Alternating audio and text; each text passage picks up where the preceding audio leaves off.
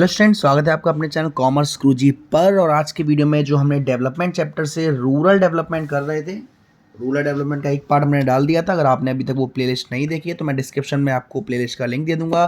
Description में आपको मेरा व्हाट्सएप नंबर भी मिल जाएगा, तो वहाँ आप मैसेज करके मेरे ग्रुप्स में डाउट सेशन में ज्वाइन हो सकते हैं।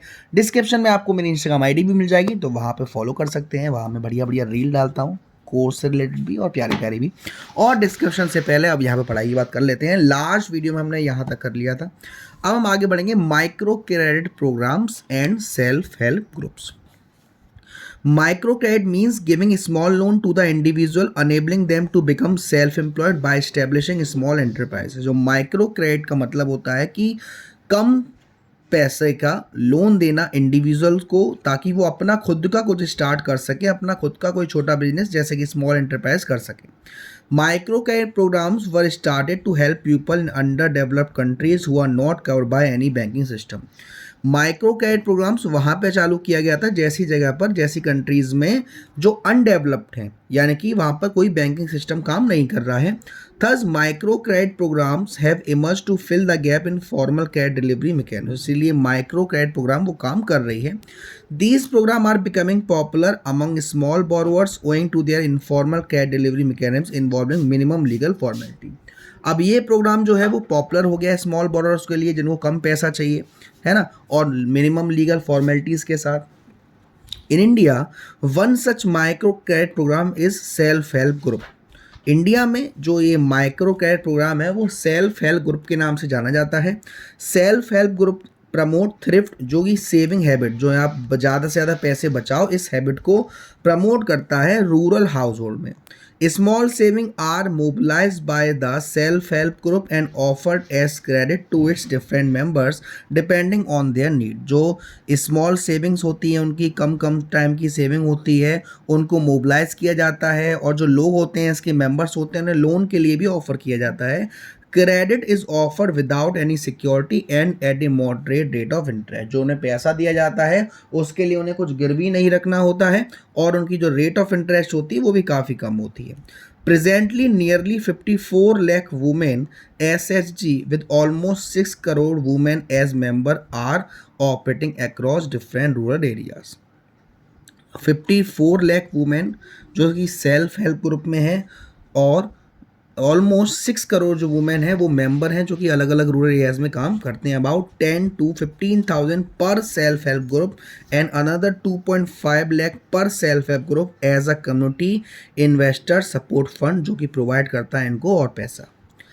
अब रूरल बैंकिंग से पहले यहाँ देख लेते हैं एक बार Kisan credit scheme, KCC scheme. The Kisan credit scheme aims at adequate and timely support to the farmers for their short term credit needs. जो कम समय के लिए जो पैसा चाहिए होता है, शॉर्ट टर्म क्रेडिट नीड्स होती है, उसके लिए किसान क्रेडिट स्कीम बनाई गई है ताकि उनको टाइमली पैसा मिले। अंडर द स्कीम बैंक में issue Kisan credit card to the farmers who are otherwise eligible for short term credit for. इस स्कीम में जो बैंक होती हैं वो किसान क्रेडिट कार्ड देती हैं एक फार्मर्स को, जो कि एलिजिबल हो जाते हैं शॉर्ट टर्म क्रेडिट के लिए, क्रॉप प्रोडक्शन के लिए, अदर नॉन फार्म एक्टिविटीज़ के लिए। The farmers under the scheme are issue a credit card cum passbook incorporating the name, जो कि एड्रेस वगैरह सारी चीज़ें होती हैं, कब तक चलेगा, कितना पैसा निकाल सकते हो।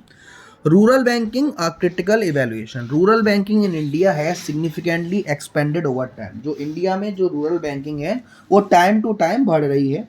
The expansion has been significant particularly since nationalisation of major commercial bank. इसका एक्सपेंडेशन जब बढ़ा, जब हमारे भारत में पहली बार नेशनलाइजेशन हुआ था 1969 में। Nationalisation of commercial bank mark the beginning of social banking in rural area, implying provision of institutional credit at moderate rate of interest. जब हमारे भारत में नेशनलाइजेशन हुआ था कॉमर्शियल बैंक का, तब से ये एक बिगनिंग हो गई रूरल एरियाज में सोशल बैंकिंग की, जो कि कम रेट पर लोन प्रोवाइड करती थी। Establishment of NABARD as an apex body coordinating activity of all financial institutions engaged in rural credit program has made a substantial difference in the institutional rural credit। जो NABARD थी, NABARD ने जो rural areas में loan support होता था उसको बदला। Rural financing has become much more organised than even before. जो रूरल फाइनेंसिंग थी वो पहले से भी काफ़ी ज़्यादा अच्छी हो गई।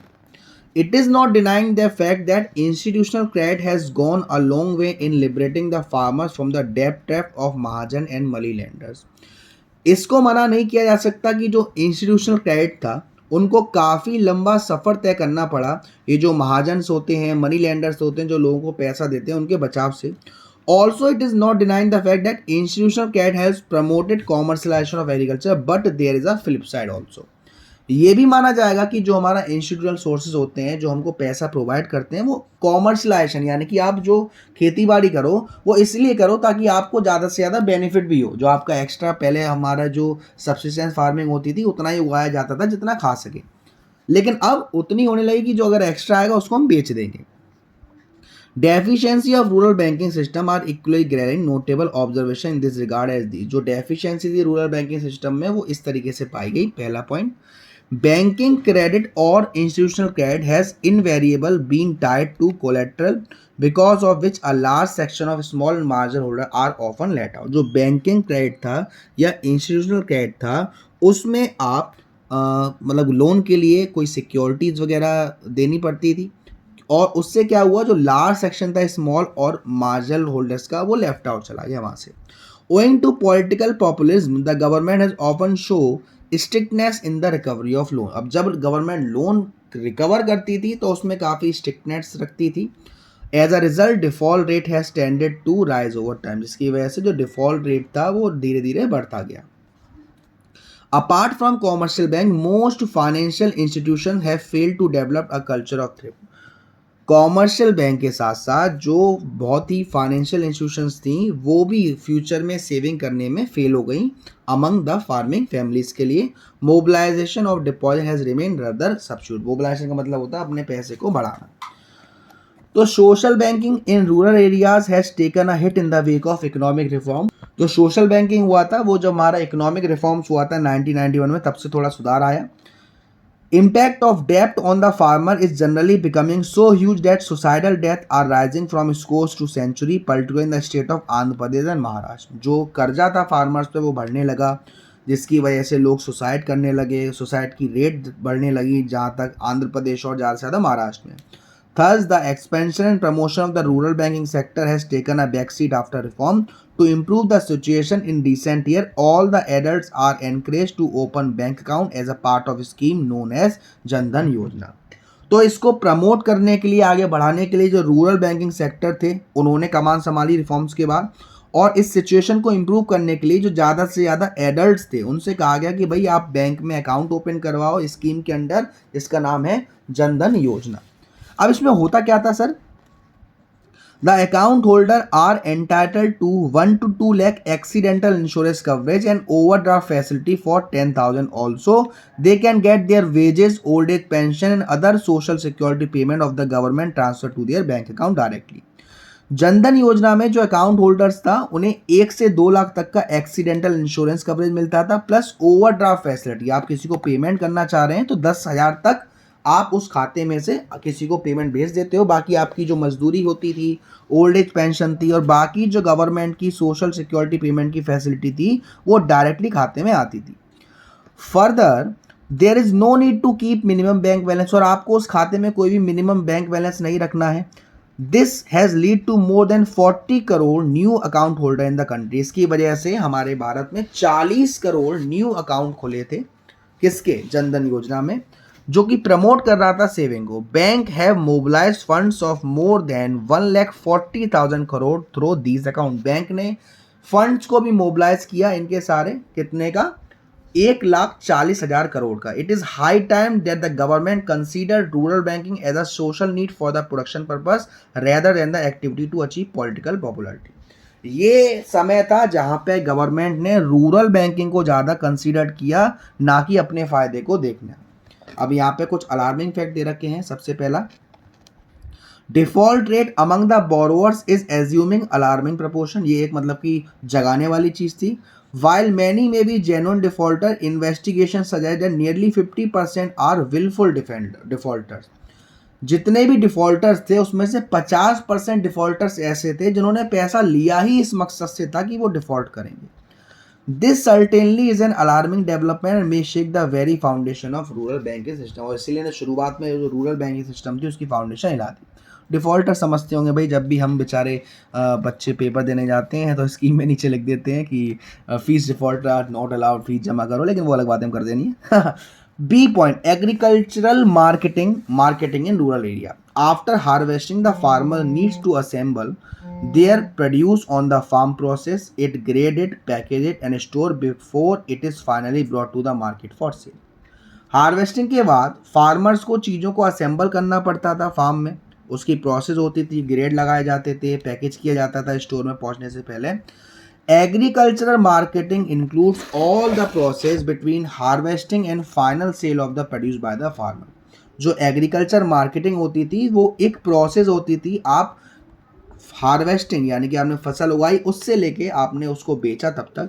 थर्स एग्रीकल्चर मार्केटिंग में क्या होता है, gathering the produce after harvesting, जो आपने उगाया है फसल उसे लिए, फिर उसको सेपरेट किया अलग अलग, फिर उसे प्रोड्यूस किया अच्छी क्वालिटी में, फिर उसको पैक किया बायर्स के हिसाब से, फिर उसको स्टोर किया फ्यूचर सेल के लिए, फिर जब प्राइस आपके हिसाब से होंगे तब आपने और बढ़ाने लगा।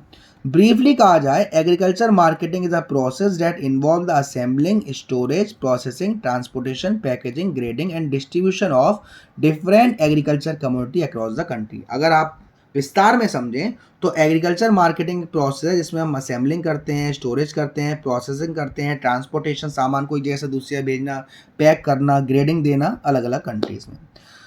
Agriculture marketing does not simply refer to the farmer act of bringing their produce to the market for sales। जो एग्रीकल्चर मार्केटिंग है वो सिर्फ ये नहीं है कि जो फार्मर ने चीज़ों को उगाया है उसे मार्केट में सेल तक पहुंचाना। It includes all those activity जो उनको हेल्प करेंगी ज़्यादा से ज़्यादा कीमत दिलाने में जो उन्होंने प्रोड्यूस किया है। Among others this process include grading, packaging, storage also. और इसके साथ साथ उसमें ग्रेडिंग भी आती है, पैकेजिंग भी आती है और स्टोरेज भी आता है। At the time of independence, agriculture marketing was almost under the complete control of the money lender। Independence के समय पर जो एग्रीकल्चर मार्केटिंग था वो पूरा का पूरा किसके कंट्रोल में था, मनी लेंडर्स के कंट्रोल में था, ट्रेडर्स के लिए, कमीशन एजेंट के लिए। In order to pay off their debt the farmer often made a distress sale of their produce. उनका कर्जा देने के लिए जो फार्मर्स होते थे वो कभी कभी ऐसी सेल भी कर देते थे जिससे उनको नुकसान होगा। Their holding capacity was almost zero, जो उनके पास बचता था वो कुछ नहीं बचता था। Having taking loan from the money lender, the farmer were oblige to sell their crop to them only. क्योंकि उन्होंने मनी लेंडर से लोन ले रखा है इसीलिए जो फार्मर थे वो अपनी फसल उनको ही बेचने की उनके ऊपर जिम्मेदारी थी। Often it implied a low price beside a substantial loss due to faulty weighing, manipulation of account, lack of storage facility and customer commission। Farmers also lacked the required information about price prevailing in the market, which further forced them to sell their produce at a lower price। उनको वो चीज़ कम कीमत पर बेचनी पड़ती थी और इसके साथ साथ उनके साथ मैनिपुलेशन होता था, वजन कम कर दिया जाता था जो चीज़ वो बेच रहे हैं, स्टोरेज फैसिलिटी नहीं थी, कमीशन देनी पड़ती थी, प्लस उन्होंने उस चीज़ को कितने का बेचा उससे मतलब नहीं है कि वो लोग जो मनी लेंडर्स हैं वो उसको कितने में बेचेंगे। All these factor make it important that state intervene in the agriculture marketing to regulate the activity of private trader. इस वजह से ये एक जिम्मेदारी बन गई गवर्नमेंट की कि इसको अपने हाथ में लें ताकि ये नहीं हो। अब यहाँ पे ऊपर एक वर्ड यूज हुआ था डिस्ट्रेस सेल, उसका मतलब क्या था। अब यहाँ पर डिस्ट्रेस सेल का मतलब क्या है। Distress sale refer to a situation when the farmers are compelled to sell their produce immediately after the harvest. Distress sale एक ऐसी सेल है जहाँ पे फार्मर जैसे ही हार्वेस्ट कर दे उसके बाद जो फसल आए तुरंत उसको बेचना पड़ेगा, फर्क नहीं पड़ता जो मार्केट है वो लो है या हाई है। The compulsion to sell arise because जो फार्मर है उसको नगद पैसा चाहिए डेब्ट चुकाने के लिए और उसके पास स्टोरेज फैसिलिटी नहीं है ताकि वो कॉस्ट ऑफ स्टोरेज काफ़ी ज़्यादा हाई रहता था। Measure initiated by the government to improve marketing system. जो हमारी गवर्नमेंट थी उसने क्या क्या मेजर किए, क्या क्या चीज़ों को देखा इस चीज़ को सही करने के लिए। सबसे पहला regulated market. Regulated market have been established where sale and purchase of the produce is monitored by the market committee comprised of representative government, farmer and the trader। Regulated market वो मार्केट थे जहां पर cell and purchase को देखा जाता था, कितने का बेचना चाहिए, कितने का खरीदना चाहिए, और गवर्नमेंट के ही लोग यहाँ पर काम करते थे। Market system is made transparent with strict on the use of proper scale and weight, मतलब ट्रांसपेरेंट था, जो भी इंसान उसे देखना चाहे देख सकता था, कितने का खरीदा जा रहा है, कितने का बेचा जा रहा है। The market committee ensured that the farmer get appropriate price for their produce. There is need to develop about 27,000 rural periodic marketplace to realize the full potential of rural market. जो मार्केट कमेटी थी वो इस बात को तय करती थी कि जो फार्मर्स हैं उन्हें अच्छी से अच्छी प्राइस मिलनी चाहिए, और इसके लिए करीब करीब 27,000 रूरल पीरियोडिक मार्केट प्लेस बनाने पड़े ताकि उन चीज़ों को सही दाम मिले। अब यहाँ पर रेगुलेटेड मार्केट यार्ड्स क्या है? The government has built regulated market yards on the outskirts of most town in the country. जो हमारी टाउन होते हैं कंट्री में, उसके बाहर उन्होंने रेगुलेट मार्केट यार्ड बनाए। The farmers can come to these yards for a fair sale of their produce. Farmers वहाँ पे जाते थे ताकि उनकी जो फसल का सही दाम मिल सके, और ये जो यार्ड्स होते थे वो उनको स्टोरेज फैसिलिटी भी देते थे। The farmer can store there produce for future cell, अगर उन्हें लगता है कि चीज़ के दाम बढ़ेंगे। फिर है provision of physical infrastructure. Physical infrastructure का मतलब है transport facility, storage facility, processing unit. Better transport facility दी जाती है, रोडवेज है, रेलवेज है। Enable the farmer to sell their produce at location offering lucrative prices. इस फैसिलिटी से फार्मर को ये ऑप्शन मिलता था कि जिस जगह पर, जिस स्टेट पर उनको उनकी फसल के अच्छे दाम मिल रहे हैं, वो वहाँ अपने चीज़ों को बेच सकते हैं। Storage help the farmer to sell their produce at a time when the market price is lucrative. Storage से उन्हें ये फायदा मिलता था कि जब मार्केट में उसके दाम बढ़े आप तब बेच देना। There is a need to increase storage facility as even today more than 10% of the goods produce farm are wasted due to lack of storage. जरूरत थी स्टोरेज की, अभी के हिसाब से बताया जाए कि करीब करीब 10% जो गुड्स होता है वो अभी भी लैक ऑफ स्टोरेज की वजह से बर्बाद हो जाता है। थर्ड है cooperative agriculture marketing society. The government is encouraging the formation of cooperative agriculture marketing society. As member of this society farmers find themselves better bargainer in the market. अब देखो, कोऑपरेटिव एग्रीकल्चर मार्केटिंग सोसाइटी होती क्या है? ये वो society है जो हमारे एग्रीकल्चर सेक्टर्स के जो लोग हैं, जिस चीज़ को बेचना चाहते हैं, उनमें उनकी मदद करती है। ऐसा मार्केट ढूंढती है जहाँ पे उन्हें अच्छे से अच्छी कीमत मिल सके। इसी के बारे में यहाँ पे दे रखा है। फिर है policy instrument. These include 3 components. पहला minimum support price, maintenance of buffer stock of wheat and price by food corporation of India, और distribution of food grain through public distribution system. यहाँ पे 3 पॉलिसी बनाई गई।